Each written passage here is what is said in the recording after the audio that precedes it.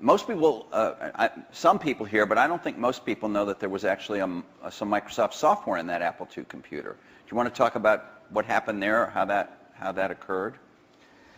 Yeah, there'd been the Altair and a few other companies, actually about 24, that had done various machines. But the 77 group included the PET, TRS-80, Commodore, and the Commodore PET, TRS-80, and the Apple II. The original Apple II BASIC, the integer BASIC, we had nothing to do with. But then there was a floating point one where, and I mostly worked with Woz on that. Let me tell this story. So Woz,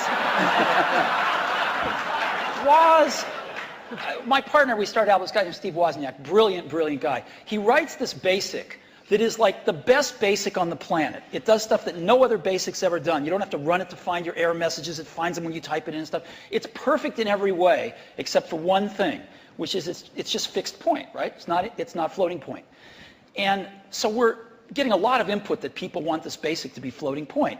And like we're begging Woz, please, please make this floating point. Who's we? How many people are in Apple? Well, me. Yeah.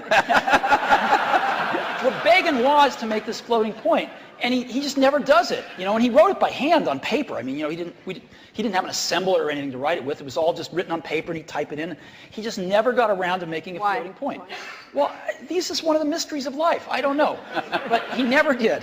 And so, you know, Microsoft had this very popular, really good floating point BASIC that we ended up going to them and saying, help. And how much was the, I think you were telling us earlier? That was $31,000. That Apple paid you for that. The floating point BASIC. And I flew out to Apple. I spent 2 days there getting the cassette. The cassette tapes were the main ways that people stored things at the time. Right. And, you know, that was fun.